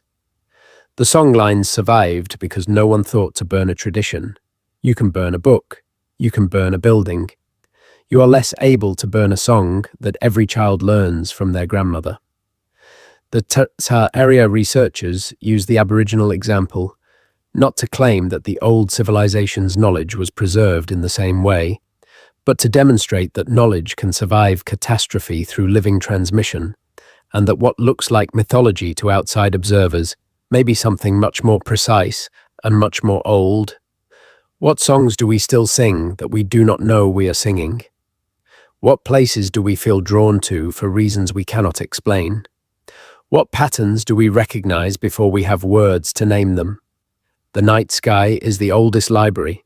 It predates every clay tablet, every papyrus scroll, every bound volume. It has been observed and recorded and interpreted by every human culture that has ever existed, on every continent, in every era. And it is remarkably consistent across cultures that had no known contact with one another. Certain star groups are recognized across cultures. The Pleiades, as I mentioned earlier, the belt of Orion, which appears in the mythology of the ancient Egyptians, the ancient Greeks, the Aboriginal Australians, the Maya, the Milky Way, which is a path, a river, a road, a divine boundary in traditions from every inhabited part of the world. Why? The standard answer is convergent evolution of symbolic thought.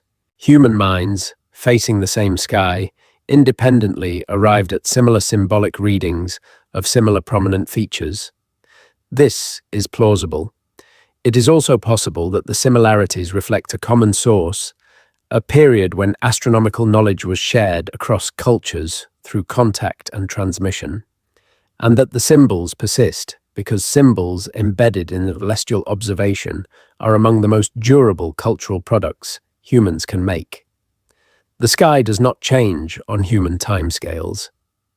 The stars that were there when the Library of Alexandria burned are the same stars that are overhead tonight. The patterns that Mesopotamian astronomers observed and recorded are still visible. The alignments that the builders of ancient monuments encoded in stone are still traceable. The stone and the sky have not burned. The knowledge encoded in them, imperfect, partial, stripped of its full documentation, but still present, still legible to someone patient enough to read it, is still there. Every ancient monument whose original purpose is described as unknown or uncertain is a library whose explanatory text was lost. Every aligned structure, every stone with astronomical markings, every labyrinth, Every maze, every symbol carved into rock, is a sentence in a language we have partially forgotten. Recovering that language is slow work. It is archaeological work, linguistic work, astronomical work, architectural work. It is work that crosses disciplinary lines, which makes it difficult in academia. It is work that produces conclusions that do not fit neatly into established frameworks, which makes it difficult to publish. But it continues, quietly, persistently, in the margins of official scholarship and in the spaces between disciplines. People are reading the stones and the sky, comparing what they find, noticing the patterns, asking the questions that the burned libraries can no longer answer. The questions are the library now. As long as we keep asking them, the knowledge they are reaching toward is not entirely lost. There is something I have not fully named tonight, something that runs beneath everything we have discussed, and I want to name it now before we close. It is grief. The grief of not knowing, the grief of the gap, the grief of standing in a building and feeling its age and being told no, it was built in 1857, as if that closes the question. The grief of reading a myth and recognizing something true in it and being told it is just a story. The grief of looking at a map that shows a civilization and then looking at another map from 50 years later, where that civilization is simply gone and having no explanation for why. This grief is not irrational. It is the appropriate response to the knowledge that something was taken, that the record was broken, that we are not reading the full text of our own history. Alternative history communities sometimes attract people who are drawn to the certainty that conspiracy theories offer, the comfort of believing that someone at least knows what really happened, that behind the official story there is a hidden story that is complete and coherent and true. The certainty is psychologically attractive. It provides the satisfaction of a solution where the legitimate experience is of an open wound. I want to gently separate the grief from the certainty. The grief is appropriate. The certainty is often not. The honest position is not that we know what happened. The honest position is that something is missing, that the official explanation does not fully account for the evidence, and that we do not yet know what the full truth is. That is uncomfortable. It is more uncomfortable than either the official story or the conspiracy theory, because it requires sitting with not knowing. It requires holding the question open without the relief of a final answer. But it is also more alive. It is the position from which genuine discovery is possible. Because if we have already decided what the answer is, we stop looking. And if we stop looking, we never find what is actually there. What is actually there in the ruins and the maps and the oral traditions and the architectural anomalies and the stars and the hidden libraries is something we have not yet fully understood. What it amounts to, what it means, what it implies for the story we tell about ourselves, is a question that will not be answered tonight. That is fine. That is, in fact, the point. Some questions are not meant to be answered in a night. Some questions are meant to accompany us, to walk beside us through the years, to be there when we look at an old building and feel something we cannot explain, to be there when we read a myth and recognize it, to be there when we fall asleep under a sky that is older than everything that was ever written, and we feel, without quite knowing why, that we are part of something very large. So now truly we are nearing the end. The questions have been named, the fires have been acknowledged, the pattern has been traced, the grief has been felt, and now we rest. You do not need to do anything with what we have discussed tonight. You do not need to research it. You do not need to defend it. You do not need to decide whether it is true. You are allowed to carry it lightly, as a possibility, as a shape of something you are still in the process of thinking about. The most important knowledge is often the knowledge we cannot yet articulate, the recognition that lives beneath language, the sense of something that has not yet become a thought. Let tonight's questions descend to that level. Let them sink below the words and the arguments, and the specific dates and places and fires. Let them become something wordless, something you feel rather than think. Let your body hold them while your mind rests. The fires burned long ago, or not so long ago, or they are still burning in ways we have not yet recognized. But tonight, in this moment, wherever you are, the fires are not here. There is only the question, and the dark, and the slow movement of breath. You are safe to not know. You are safe to wonder. You are safe to rest. The libraries are gone, but you are here, and you are, in your own way, a continuation of everything they held. You carry in the pattern of your thought the distant echo of every mind that ever tried to understand the world and write that understanding down. Even the ones who burned, even the ones who were burned. All of it is in you. All of it flows forward through you. The chain of inquiry is not broken as long as one person is still asking. Ask gently. Ask softly. Ask in the long, slow space between waking and sleeping, where the deepest knowing lives. And then let go. Before complete silence, one final thought.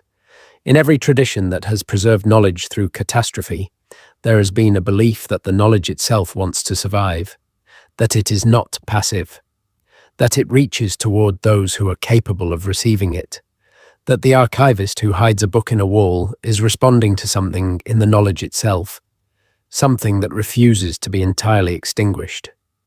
The Maya scholars who died with their codices had students who remembered. The students had students. 4 codices survived, but the tradition that produced them continued in the memory of the people, in the astronomical observations that were never interrupted, in the calendar systems that were preserved in practice, even when the texts that explained them were burned. The scholars of the House of Wisdom died, many of them, in 1258. But the texts that had made it west had already changed Europe. The mathematics of Al-Khwarizmi had already entered the thinking of European scholars. The medicine of Avicenna was already being read in the universities. The knowledge could not be put back into a single city and destroyed all at once, because it had already dispersed. The Aboriginal Australians maintained their songlines through colonization, through attempted cultural erasure, through children being taken from communities, through missions and government settlements and enforced Christianity. The dreaming survived, imperfectly in some places, almost completely in others, because it was in people rather than in buildings, because the knowledge had a living architecture that did not depend on any single building or any single library. Knowledge that survives is knowledge that has distributed itself. Knowledge that has found its way into enough minds and enough physical forms that no single fire can take it all. The Tartaria hypothesis itself is an example. Whatever truth it contains, whatever insights it has genuinely recovered from the pattern of erasure, those insights are now in thousands of minds.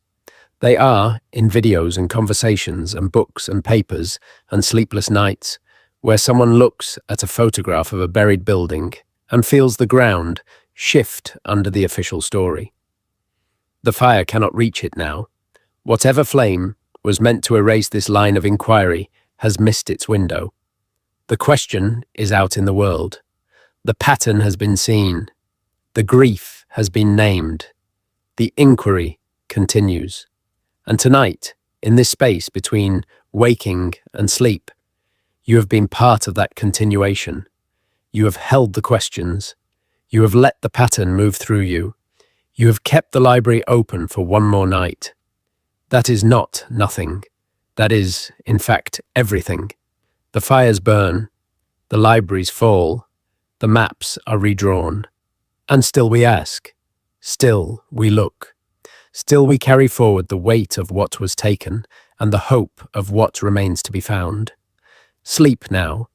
The questions will be here in the morning. The stars will still be overhead. The stones will still be standing. And somewhere, in some archive not yet opened, in some ruin not yet excavated, in some tradition not yet fully heard. A fragment is waiting for someone exactly like you to find it. Sleep well. We will be here when you come back. If these questions are the kind that stay with you, subscribe. We explore this territory regularly, slowly, carefully, in the dark, where the deeper knowing lives. We would be glad to have you with us. Until next time, good night.